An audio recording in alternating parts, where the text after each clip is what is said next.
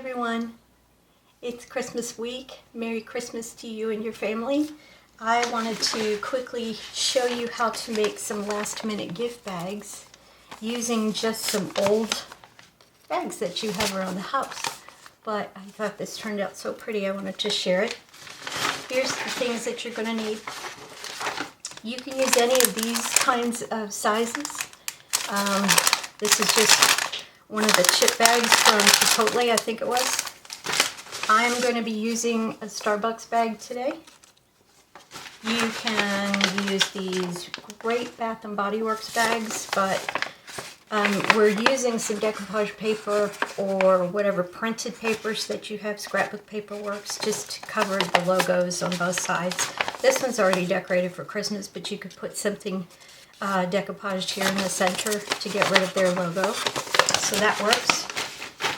Here's another one from Panera that is just a regular brown paper bag that you can use same way. On these that don't have handles, you can just do ribbon on the top.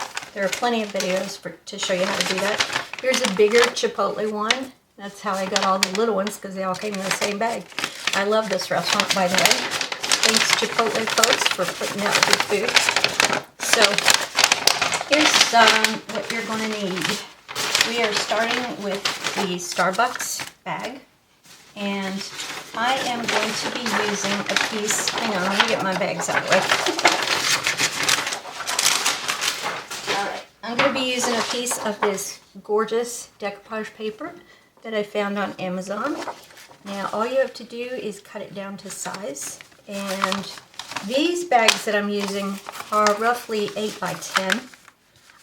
As you can see here, when you get it lined up at the top, you're going to have some overhang at the bottom and a little bit on the sides. That's okay. As soon as we glue it down, you're going to have one that fits. So you don't even have to measure it pre-done. What I've used instead of Mod Podge, which you can do if you're using the scrapbook paper or if that's your favorite medium. This is a matte Mod Podge that I always use. But instead of doing that, I didn't want to wait for it to dry because I'm meeting with the girls and I needed some last minute gift bags. So I'm just going to use this wonderful little tape that I have been raving about that I found on Amazon. I will link it below in the description. So I'm going to come back after we pre-measure, or we don't have to pre-measure, but after I get, because what I'm going to do is I'm going to lay this down. You know what, let's just do it while I'm here. I'm going to lay this down and try to visually line it up as perfectly as I can on both corners, making sure that the top kind of fits right against that top edge. And then I'm just going to draw around it with my pencil. It doesn't even matter if you get it even on both sides, because for some reason these bags just don't appear to be symmetrical. So it looks like even if you get it centered in one place, the bag is kind of skew, so it's not going to be perfectly rectangular. It's not going to be a perfect 8 by 10. So I'm just going to cut this out.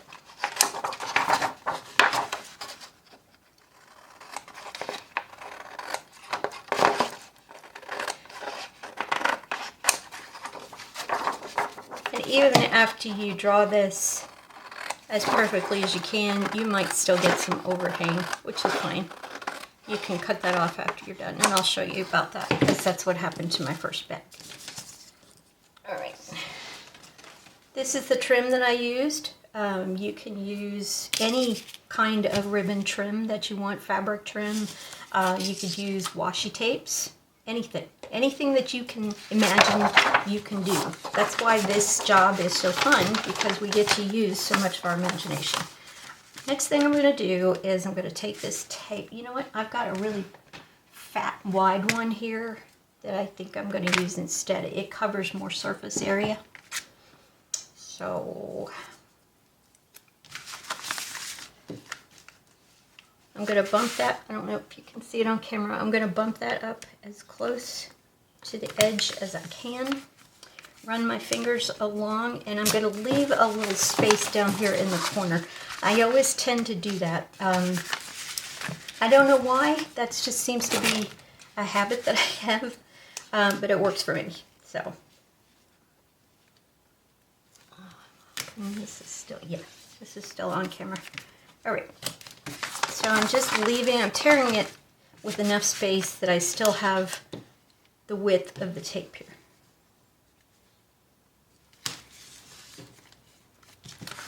And I'm just running it all the way up to the top again.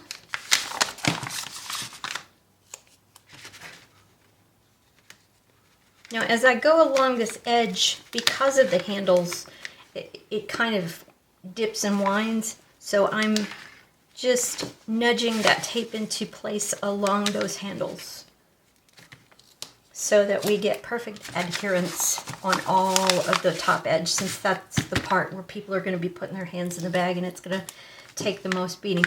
Now usually when I'm doing cards, I do diagonal and I do one strip, since according to physics that is your best adherence points. But what I'm doing here, because this paper is so large and people are going to be opening and closing the bag, and then they're going to store it hopefully for the next time that they have to re-gift something. So I'm going to go ahead and just cover the front with all of those pieces like I've done here. Now this tape that I'm talking about is super, super sticky. Because of the way we tear the tape, it kind of fuses at these edges and up here, so it's best to grab it in the middle. I have found that works the best for me, and it doesn't take me nearly as long or nearly as much emotion to get the tape off. So you just have to kind of keep working until you find a place where you can get your little precision accuracy tweezers underneath. Sometimes you have to double check it, because this tape, depending on the surface on which you're applying, sometimes the tape doesn't stick and you'll end up pulling up both the tape cover and the tape, so you kind of have to tape it down again. But you guys know how to tape. I don't have to tell you that. So, let me get this last piece off. There we go. Okay, now we're ready for the paper. Okay, just go slowly. Eyeball it as best you can. First of all, I try to hit the top, and the top is the easiest way to tell if you've got it centered and thus covered all the way down. And I do. What do you know? Some of that little scraggly stuff may stick up at the top. Don't worry about that. It's a bag. I mean, that's the way they cut them. That's what they do. Okay. Here we've got some overhang. So I'm just going to cut it off. And I do have that other video to do, where this video I did showing you some last minute gift ideas to make these gorgeous, where is it? Got one hanging right here. These gorgeous ornaments with their keepsake box. I just haven't had time to edit it. As most of you know, I own an F3 Bengal named General Jute.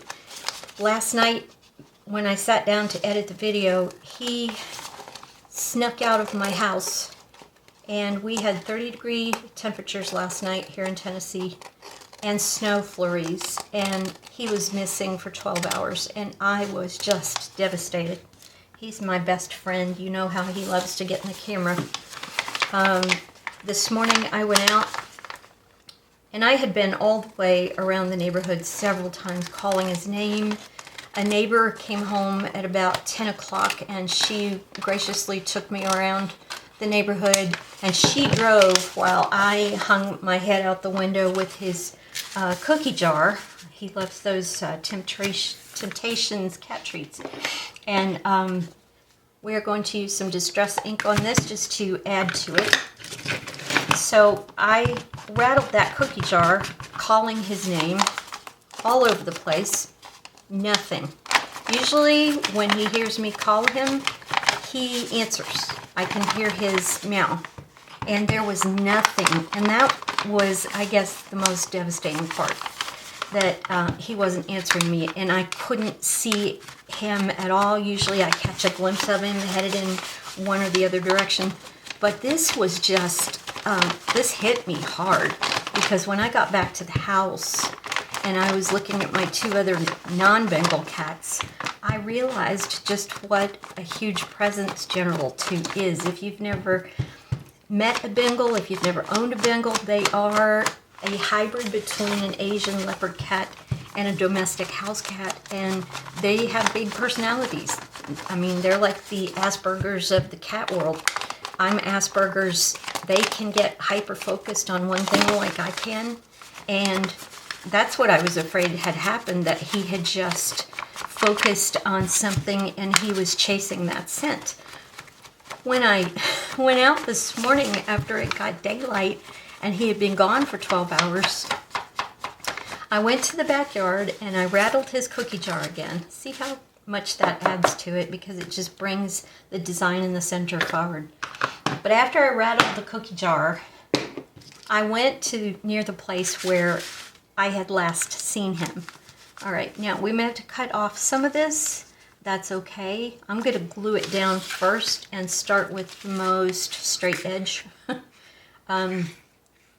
These, sometimes you can work the pearls into place. I think on this one I'm just going to snip that off, so that way I don't have to deal with the drama of it. So I was in the backyard shaking the cookie container near the apartment that was close to where I last saw him. I've got to get my glue gun.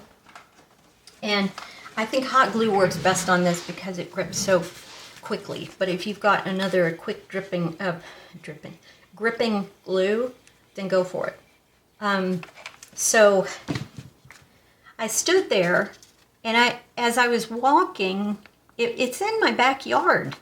Okay, I live in one building. There's another building that faces me, and their back decks face my back deck, is the way it's laid out. And so I was walking. I didn't say his name this time, and I was rattling that cookie jar for all it was worth. And when I got past that apartment near where I had last seen him and rattled the cookie jar once more, I heard, wow, and there he was. He came straight to me expecting cookies, and instead I was praising the name of Jesus and saying his name and trying to cry and try to pick him up all at the same time. So it was a happy ending. But that's the reason that I have not yet edited the second part of that video where I show you how to make those beautiful gift bags.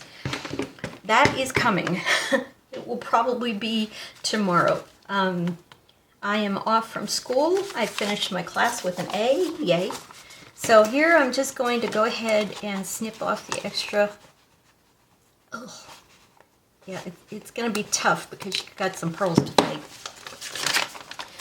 Snip off that extra, and we are done with this neat little gift bag. So thank you. That's all there is to it. Like I said, you can use your imagination for whatever you want to do. Use any size bag you want. What I'm going to do is fill these with some tissue paper and put the beautiful cards in them that I made. The one for the bird with the bird goes with the card that I made my friend who is a seamstress. And instead of using this wonderful Paper Studio cardstock the other way, I put the design inside because it just looked so perfect. And I took an old recycled Christmas card and put that on the front, and then added a little bit of stenciling with some, what's it called? some kind of a varnish that's got gold flecks in it. And then I also used some air dry clay here in a pine mold with some berries. This one is going to my friend Jessica. And I made her this awesome card, Shabby Chic, French Country. Again, I did the same thing here, put the design in the center, which I don't know if people think about. And then I added a little special note here. But both of them are getting little tiny gift tags, and I got a candle. So I wanted everything to kind of coordinate. But there you go. There's your last minute gift bag ideas. I hope you guys have a wonderful holiday. I appreciate my new subscribers so much. All of a sudden, I ballooned to over 100 followers. I think I've got 107 or 110 now. Thank you so much. I really look forward to the times that you guys feel comfortable enough to start commenting, because I like discussion about this kind of stuff. I like to know what works for you guys and what doesn't. So God bless you and your family, and I will see you in the new year. Bye-bye.